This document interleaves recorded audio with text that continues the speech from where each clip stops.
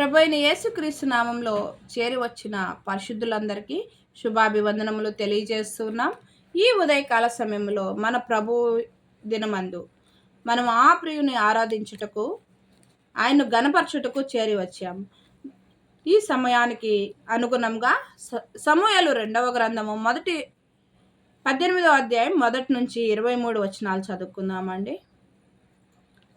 ఈ వచనంలో జరుగుతున్న సందర్భంలో ఏంటంటే, రాజైన దావీదు అతని కుమారుడైన అబ్షాలోము మధ్య జరుగుతున్న సందర్భంలో ఈ అబ్షాలోమును గురించి దావీదు ఎంతో ప్రేమను చూపిస్తున్నవాడుగా ఉన్నాడండి. ఈ సందర్భంలో రాజైన దావీదుచే బహుగా ప్రేమించబడుతున్న కుమారుడు ఎవరు అనంటే అబ్షాలోము అని మనం చూడవచ్చు.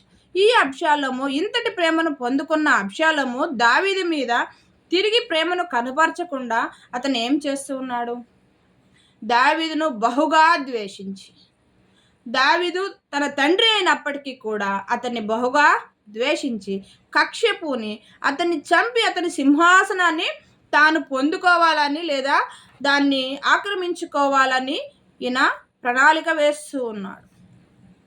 ఇటువంటి అబ్షాలోము పట్ల దావీదు తన ప్రేమను మానక చూపిస్తూనే ఉన్నాడు. ఇక్కడ మనం చదువుకున్న లేఖన భాగంలో 18వ అధ్యాయంలో మనం చూసుకున్నట్లయితే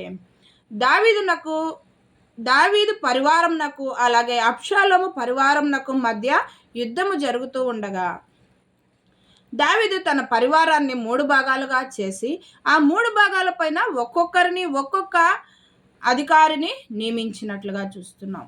ఈ అధికారులు యోవాబు, అభిషై, ఇత్తయి అనే 3 అధికారులను వారిపై నియమించి వారిని యుద్ధంనకు పంపుతూ వారిని పిలిచి ఒక మాట లేదా ఒక ఆజ్ఞ జారీ చేస్తూ ఉన్నాడు దావీదు. ఏమనగా, కుమారుడైన అబ్షాలోమునకు కీడు తలపించవద్దని చెప్తూ ఉన్నాడు. ప్రియులారా, ఎంతటి ప్రేమ అండి! తనను చంపివేయాలనుకుంటున్నప్పటికీ కూడా అబ్షాలోముపై ప్రేమను చూపిస్తున్నాడు. తనకు శత్రువుగా ఉన్నాడు అబ్షాలోము, అయినా సరే ప్రేమను చూపిస్తూ ఉన్నాడు. వారికి చెప్తూ ఉన్నాడు, అబ్షాలోమునకు కీడు తలపించవద్దు అని చెప్తూ ఉన్నాడు. ఇలాగా యుద్ధము జరుగుతూ ఉండగా అబ్షాలోము పరివారానికి దావీదు పరివారానికి మధ్య యుద్ధం జరుగుతున్నప్పుడు ఆ యుద్ధం యొక్క సమాచారాన్ని దావీదు వద్దకు కూషి, అహీమయస్సు తీసుకొని వచ్చినట్లుగా చూస్తున్నాం. ఈ 2 వ్యక్తులు యుద్ధ సమాచారాన్ని దావీదు వద్దకు తీసుకొని వస్తూ ఉన్నప్పుడు దావీదుతో చెప్తున్నాడు, రాజా మనము గెలిచాము అని చెప్తున్నప్పుడు ఆ గెలిచిన సంతోషాన్ని తాను పొందుకోకుండా ఆయన వేస్తున్న ప్రశ్న ఒకటే ఉన్నదండి, కుమారుడైన అబ్షాలోము క్షేమముగా ఉన్నాడా అని అంటూ ఉన్నాడు. ఎంత ప్రేమ అండి కుమారుని పైన తండ్రికి! యుద్ధంలో గెలిచినాడు, ఆ సంతోషాన్ని ఆయన అనుభవించక తన కుమారుని క్షేమాన్ని కోరినవాడుగా ఉన్నాడు.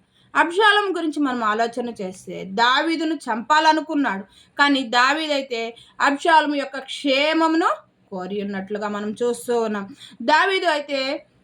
దావీదు పట్ల అబ్షాలోము హాని చేయాలని చూస్తూ ఉన్నాడు.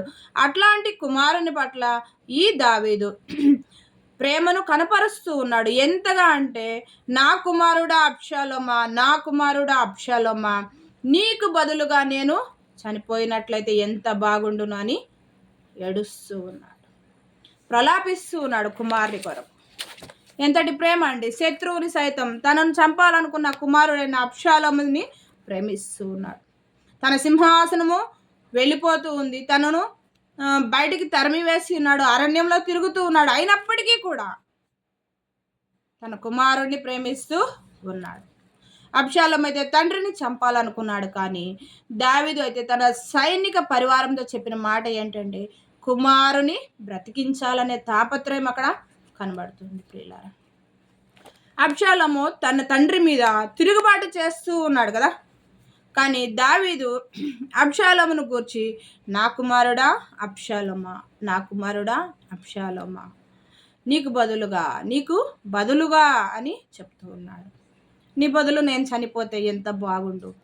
ఎంతటి ప్రేమ అండి వారు చూపిస్తున్న ప్రేమ! కుమారుని పట్ల తండ్రికి ఉన్న ప్రేమ.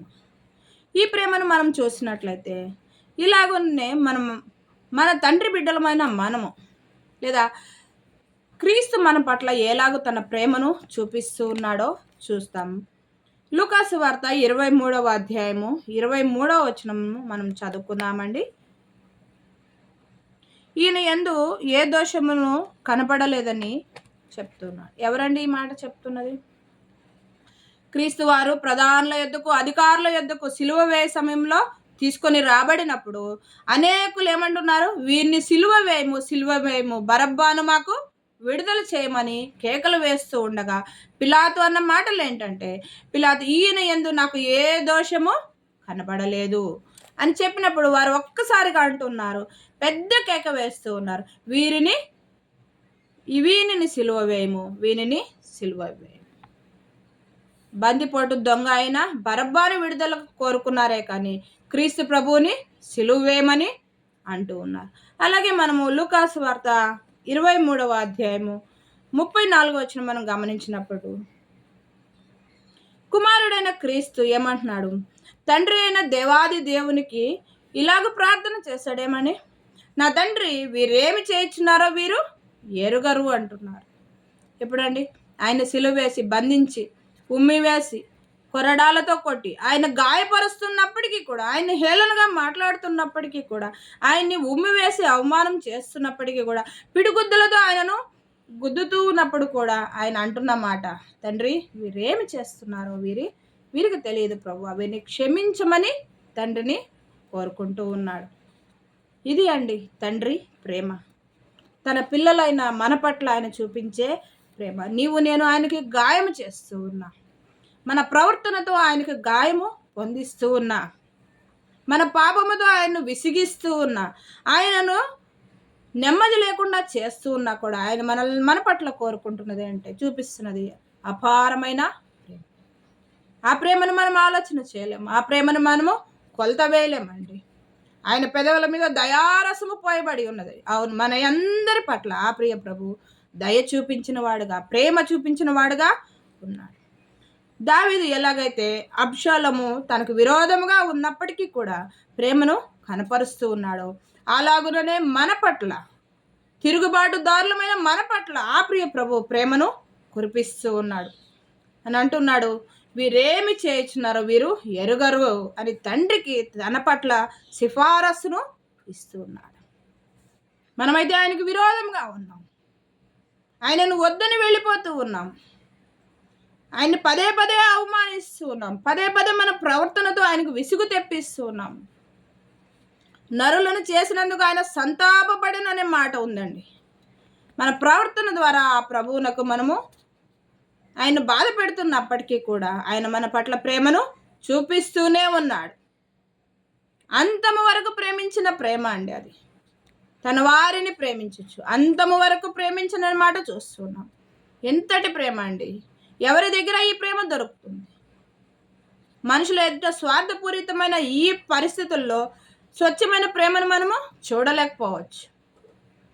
తండ్రి ప్రేమ, యథార్థమైన నిష్కలంకమైన ప్రేమ మన పట్ల చూపిస్తున్నాడు. యెషయా గ్రంథము 53వ అధ్యాయంలో ఒక మాట చూస్తామండి. 53వ అధ్యాయము 12వ వచనం మనం చూసినట్లయితే, ఏలయనగా మరణము నొందునట్లుగా అతడు తన ప్రాణమును దారవోసెను. నువ్వు తిరుగుబాటు దారివై ఉండగా, నీవు పాపము చేత ప్రభువునకు విరోధంగా బ్రతుకుతున్నప్పుడు, క్రీస్తు వద్దని నువ్వు పారిపోతూ ఉన్నప్పుడు, నీ పాపములు నిన్ను కంపు కొట్టే జీవితంలోనికి తీసివేసుకొని వెళ్తూ ఉన్నప్పుడు, ఆ ప్రభువు ఆ దుర్వాసనను తీసివేయడానికి నీకు బదులుగా ఆయన మరణించు. ఆయన రక్త దారుల్లో మనకు విమోచన ఉన్నదని గమనించాలి. ఎంతగా అండి? ఆయన మరణము నొందినట్లుగా అతడు తన ప్రాణమును దారవోసెను. మామూలుగా చంపేస్తే, ఏదో కత్తి పొడిచి హత్య చేస్తే ఒక్కసారిగా పోతుంది కానీ ప్రాణము, ఆయన ప్రాణము తీయకుండానే కొద్ది కొద్దిగా గాయపరుస్తూనే, ప్రతి గాయంలో రక్తము స్రవిస్తూ ఉండగా చివరి బొట్టు వరకు కార్చిన ప్రేమ ఆయన పట్ల మనము చూడగలం ప్రియులారా. ఇక్కడ మనం గమనించినట్లయితే యెషయా గ్రంథంలో అతడు తన ప్రాణమును దారవోసెను. నీవు నేను ఇంత ప్రేమను పొందుకుంటున్నప్పటికీ ఆ ప్రేమ విలువ తెలియక మనము లోకపు ప్రేమల వైపు చూస్తూ ఉన్నాం కదా. పాపాన్ని బట్టి దేవునికి దూరముగా తొలగిపోయి తిరుగుబాటు దారులమై ఉండగా ఆయన మనల్ని ప్రేమించిన వాడుగా ఉన్నాడు. దావీదు ఏమన్నాడండి? నీకు బదులుగా నేను మరణించినట్లయితే ఎంత బాగుండును అన్నాడే కానీ అతనేమి అబ్షాలోం తన కుమారుని అబ్షాలోంకి బదులుగా చనిపోలేదు. ఆ మాట అన్నాడు, అంత మాత్రమే. కానీ మన ప్రియ ప్రభువు పాపులమైన మన పక్షముగా చేరి తిరుగుబాటు దారులమైన మనకు బదులుగా ఆయన చనిపోయినట్లుగా చూస్తున్నాం. ఇది అండి తండ్రి బిడ్డలకు మధ్య ఉన్న ప్రేమ. మన ఎడల తండ్రికి దూరస్థులమైన మనము, మన ఎడల ఆయన తన పక్షముగా చేరి మన పక్షముగా ఉండి నిలబడి ఆయనే తన ప్రాణమును దారవోసి ప్రేమను కనపరిచినాడు. ప్రియులారా, ఎంతగా అంటే చివరి బొట్టు వరకు రక్తమును కార్చినంతగా ఆయన తన ప్రేమను కనపరిచాడు.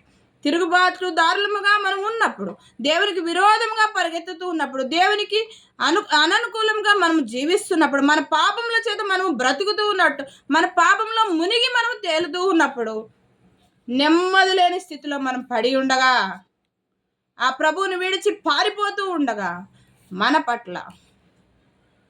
పట్ల ఆ ప్రియ ప్రభువు మన పక్షముగా చేరి క్రీస్తుకు తండ్రికి మొరపెడుతూ ఉన్నాడు. ఆయనే మనకు ఉత్తరవాదిగా నిలబడి, తండ్రి వీరేమి చేస్తున్నారు, వీరెరుగరు కనుక వీరిని క్షమించమని వేడుకున్నాడు. ఎంతటి ప్రేమ అండి మన పట్ల! ఏమైనా మనం ప్రభువుని ప్రేమిస్తున్నామంటే కొంచెం కూడా ఆయన్ను ప్రేమించడం. ఆ ప్రేమకు బదులుగా మనం ఏమి ఇవ్వగలం? దావీదు భక్తుడు అంటాడు, ప్రభువా నిన్ను స్తుతించుటకు, నిన్ను కీర్తించుటకు, నీ రుణాన్ని నేను తీర్చుకుంటకు నా పెదవులు మాత్రమే ఉన్నాయని అంటూ ఉన్నాడు. మరి ఆ పెదవులతో, మనసు నిండిన హృదయాలతో, నింపబడిన హృదయాలతో ఆ ప్రభువుని మనము ఇటు త్యాగమూర్తిని ఘనముగా ఆరాధించి ఘనపరచుదము గాక. ఈ కొద్ది మాటలు దేవుడు దీవించును గాక. ప్రార్థన చేసుకుందాం. దయాళుడైన గొప్ప దేవా, నీ పాదములకు స్తుతులు స్తోత్రములు తండ్రి. అవును ప్రభువా, తిరుగుబాటు దారులమైన మా పట్ల మీరు చూపించిన ప్రేమకు మేమెంతటి వారం ప్రభువా. మేమేమి ఇవ్వలేని స్థితిలో మేము ఉండగా ప్రభువా, మా హృదయములతోనైనా ఆత్మతో సత్యంతో మేము ఆరాధించే కృపను దయచేసినందుకు వందనములు చెల్లించుకుంటూ యేసయ్య నామమున ప్రార్థన చేసి వేడుకొంచున్నాం తండ్రి. ఆమేన్. అందరికీ వందనాలండి.